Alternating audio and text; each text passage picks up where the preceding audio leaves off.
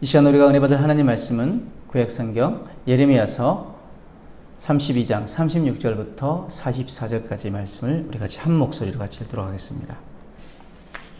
함께 읽습니다. 그러나 이스라엘의 하나님 여호와께서 너희가 말한 바 칼과 기근과 전염병으로 말미암아 바벨론 왕의 손에 넘긴 바 되었다 하는 이 성에 대하여 이와 같이 말씀하시니라. 보라, 내가 노여움과 분함과 큰 분노로 그들을 쫓아 보내었던 모든 지방에서 그들을 모아들여 이곳으로 돌아오게 하여 안전히 살게 할 것이라. 그들은 내 백성이 되겠고 나는 그들의 하나님이 될 것이며 내가 그들에게 한 마음과 한 길을 주어 자기들과 자기 후손의 복을 위하여 항상 나를 경외하게 하고 내가 그들에게 복을 주기 위하여 그들을 떠나지 아니하리라 하는 영원한 언약을 그들에게 세우고 나를 경외함을 그들의 마음에 두어 나를 떠나지 않게 하고 내가 기쁨으로 그들에게 복을 주되 분명히 나의 마음과 정성을 다하여 그들을 이 땅에 심으리라. 여호와께서 이와 같이 말씀하시니라. 내가 이 백성에게 이 큰 재앙을 내린 것 같이 허락한 모든 복을 그들에게 내리리라. 너희가 말하기를 황폐하여 사람이나 짐승이 없으며 갈대아인의 손에 넘긴 바 되었다 하는 이 땅에서 사람들이 밭을 사되 베냐민 땅과 예루살렘 사방과 유다 성읍들과 산지의 성읍들과 저지대의 성읍들과 네겝의 성읍들에 있는 밭을 은으로 사고 증서를 기록하여 봉인하고 증인을 세우리니 이는 내가 그들의 포로를 돌아오게 함이니라. 여호와의 말씀이니라. 아멘. 오늘 32장 36절 44절 말씀의 중심 내용은 예루살렘이 멸망하는 그 판국에 왜 아나돗의 밭을 사라고 하셨는지 예레미야가 25절에서 질문을 하자 하나님이 대답하십니다. 하나님은 이스라엘의 영원한 복을, 그다음 영원한 회복을 계획하셨음을 알려주시는 것입니다. 그렇다면 오늘 이 말씀을 통하여서 우리가 무엇을 깨닫고 하나님 우리에게 무엇을 말씀하시고자 하는 것일까요? 36절 37절 말씀은 하나님께서 불가능한 일을 이루십니다. 바벨론의 군대에 포위되어 있는 예루살렘이 함락되는 것은 시간 문제였습니다. 그래서 백성은 체념한 채 예루살렘 함락과 유다의 멸망을 기다리고 있었습니다. 이 상황에서 하나님은 유다의 귀환과 회복을 예고하십니다. 유다 백성에게 분노하셔서 그들을 열강의 포로로 내쫓으셨지만 다시 돌아와서 안전하게 살게 하시겠다고 약속하십니다.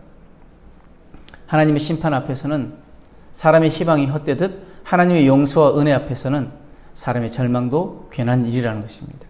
하나님의 은혜는 어떤 불행이나 재난도 복으로 바꾸실 수 있습니다. 이제 끝이구나 하는 순간에 강력한 은혜로 상황을 바꾸실 하나님의 새로운 역사를 우리가 기대해야 합니다. 우리가 믿음으로 상황을 역전했던 그 상황들을 우리가 성경에서 많이 볼 수 있지만 우리가 출애굽기 15장에 보면은 그 이스라엘 백성들이 그 전에 어떤 상황이었습니까? 홍해 앞에서 이제 그들이 다 죽었구나. 그들이 절망하고 있을 그때 모세가 무엇이라고 말합니까? 너희는 가만히 있어. 하나님 싸우신 것을 보라. 그 모세의 믿음으로 말미암아 그 상황들이 역전되어진 것을 볼 수 있습니다. 그러면서 출애굽기 15장 1절과 21절 모세와 미리암의 고백이 무엇이었습니까? 내가 여호와를 찬송하리니 그는 높고 영화로우시며 말과 그 탄자를 바다에 던지셨음이로다. 믿음으로 상황이 역전되어졌습니다. 또한 금식 기도로 상황이 역전되어진 내용을 우리가 에스더에서 볼 수 있습니다.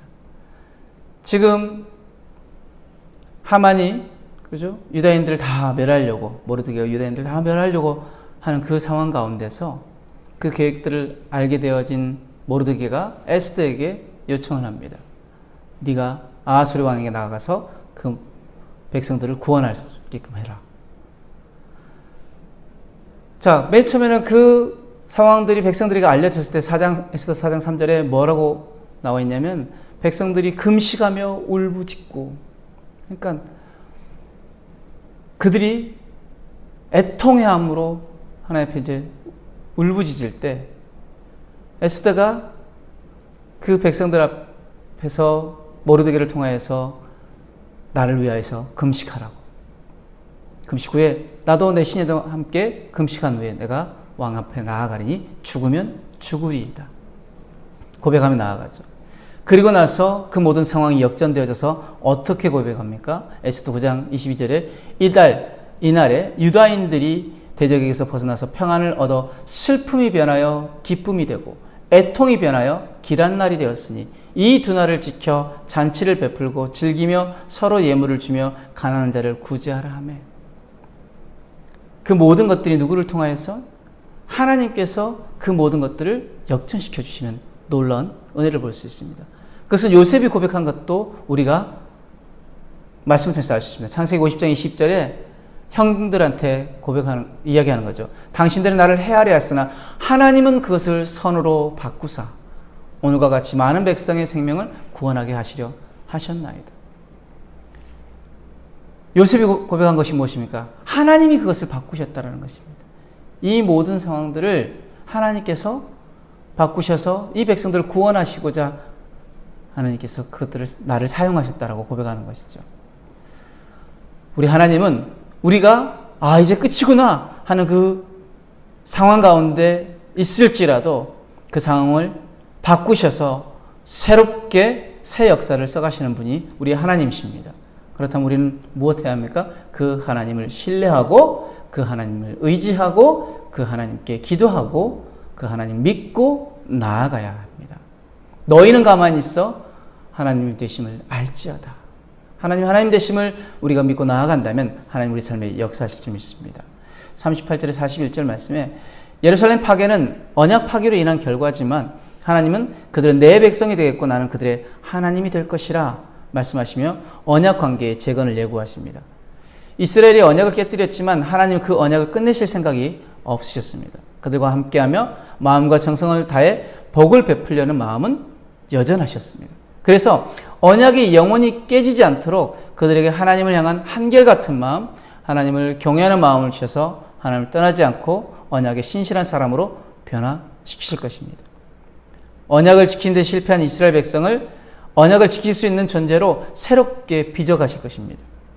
이것이 진짜 위대한 하나님의 능력입니다. 그리스도의 속죄와 성령의 강림으로 우리가 하나님을 경외하며 말씀에 순종할 수 있는 사람이 되게 하셨습니다. 영원히 하나님의 복을 누리는 사람이 되었습니다. 하나님의 강력한 은혜의 결과입니다. 그래서 베드로전서 2장 9절 10절 말씀에 그러나 너희는 택하신 족속이요 왕같은 제사장들이요 거룩한 나라요 그의 소유가 된 백성이니 이는 너희를 어두운 데서 불러내어 그의 기이한 빛에 들어가게 하신 이의 아름다운 덕을 선포하게 하려 하심이라. 너희가 전에는 백성이 아니더니 이제는 하나님의 백성이요 전에는 긍휼을 얻지 못하더니 이제는 긍휼을 얻은 자니라. 무엇입니까? 하나님의 은혜입니다. 하나님께서 전에는 우리가 하나님의 백성이 아니었는데 하나님의 백성 되어지게 하시고 긍휼을 얻지 못한 자였는데 긍휼을 얻게 하셨습니다. 이제는 우리가 하나님의 택하신 족속이 되어졌고 왕같은 제사장이 되어졌고 그의 소유가 되어지고 백성이 되어졌게 하셨다는 것입니다. 그런데 목적이 무엇입니까? 어두운 데서 불러내서 그의 기이한 빛에 들어가게 하신 이의 아름다운 덕을, 즉 하나님이 하나님 되어지시는 그것을 우리 보고 선포하게 하기 위해서 하나님 우리를 어두운 데서 불러내시고 하나님의 자녀가 되게 하시고 택하신 족속 왕같은 제사장으로 거룩한 나라로 만드셨다는 것입니다. 이것이 바로 하나님의 은혜입니다. 자, 43절 44절 말씀 보면은 하나님 명령을 따르는 삶과 하나님의 약속을 믿은 선택이 결코 헛되지 않게 하십니다. 나라가 망하는 판에 예레미야가 밭을 산 것은 어리석고 무가치한 일이 아니라 하나님이 계획하신 유다의 회복을 알려주는 행동적 예언이었습니다. 우리가 하나님의 다스림을 거부하는 세상에서 하나님의 정의와 평화를 추구하고 살면 하나님은 우리의 삶이 예언으로 판명되도록 새 세상을 여실 것입니다. 순종하기 위해 좁은 길로 가는 삶은 결코 헛고생으로 끝나지 않는다는 것입니다. 그래서 바울의 생명을 건 순종이 그 복음이 이방인에게까지 전해지게 하는 결과들을 낳았습니다. 로마서 15장 17절에 19절 바울이 이렇게 고백합니다. 그러므로 내가 그리스도 예수 안에서 하나님의 일에 대하여 자랑하는 것이 있거니와 그리스도께서 이방인들을 순종하게 하기 위하여 나를 통하여 여기서 하신 것 외에는 내가 감히 말하지 아니하노라. 그 일은 말과 행위로 표적과 기사의 능력으로 성령의 능력으로 이루어졌으며 그리하여 내가 예루살렘으로부터 두루 행하여 일루리곤까지 그리스도의 복음을 편만하게 전하였노라. 이것이 자기가 한 일들이 아니라 성령의 능력으로 이루어졌고 나를 통해서 이방인들을 순종하기 위해서 하나님께서 도구로 사용하셨다. 그렇다면 무엇이었습니까? 사도 바울이 그 그리스도 앞에 또 네가 나를 위하여 이방인에게 전해야 할 것이란 그 말씀을 순종하며 나아갔기 때문에 그 복음이 이방인에게까지 전해졌던 것이고요. 예수님의 십자가의 순종도 온 열방을 구원하는 결과를 가져왔습니다. 로마서 5장 18절 19절 말씀에 그런즉 한 범죄로 많은 사람이 정죄에 이른 것 같이 한 의로운 행위로 말미암아 많은 사람이 의롭다 하심을 받아 생명에 이르느니라. 한 사람이 순종하지 아니함으로 많은 사람이 죄인 된 것 같이 한 사람이 순종하심으로 많은 사람이 의인이 되리라. 예수 그리스도의 순종을 통하여서 우리 모두가 구원받은 하나님의 자녀가 되어졌습니다. 이것 또한 은혜입니다. 하나님의 은혜는 다 끝이구나 하는 상황 가운데 그 상황을 역전시키는 은혜시고 하나님의 은혜는 도저히 우리가 구원받을 수 없는 어두운 가운데 있었던 우리를 빛으로 끌어내시고 하나님의 택하신 족속을 삼으시고 왕같은 제사장을 삼으시고 거룩한 나라고 그리고 그의 소유가 된 백성으로 삼으신 것, 이것이 하나님의 은혜입니다. 또 하나님의 은혜는 우리를 통하여 하나님의 뜻을 이루어 가시기 위하여서 우리를 사용하시겠다고 하나님께서 우리에게 말씀하시는 것입니다. 그렇다면 그것에 우리가 반응해야 되는 것은 무엇입니까? 순종입니다. 하나님 우리에게 요구하시는 것은 어떤 상황에서도 말씀 앞에 순종이라는 것입니다. 그래서 순종은 하나님의 뜻을 이 땅 가운데 나타내게 하는 것이고 순종은 약속하신 축복을 받아 누리게 하는 것입니다. 오늘도 그 은혜를 입은 우리라면 하나님 말씀에 순종하여 반응하는 저와 여러분들의 삶이 되어지길 주님으로 축복합니다. 기도하겠습니다. 사랑과 은혜 하나님 감사합니다. 오늘도 말씀 앞에 섭니다. 하나님 우리에게 주신 그 은혜로 말미암아 우리를 살리심을 감사합니다. 우리를 구원하심을 감사합니다. 이제 우리에게 말씀하신 대로 순종하며 나아가게 하여 주옵소서. 땅까지 이르러 복음을 전하는 일들에 우리가 순종하며 나아갈 때 하나님 그것을 통하여 수많은 영혼들이 주님 앞에 돌아오는 놀라운 역사를 이루어 주옵소서. 감사하며 예수님 이름으로 기도드렸습니다. 아멘.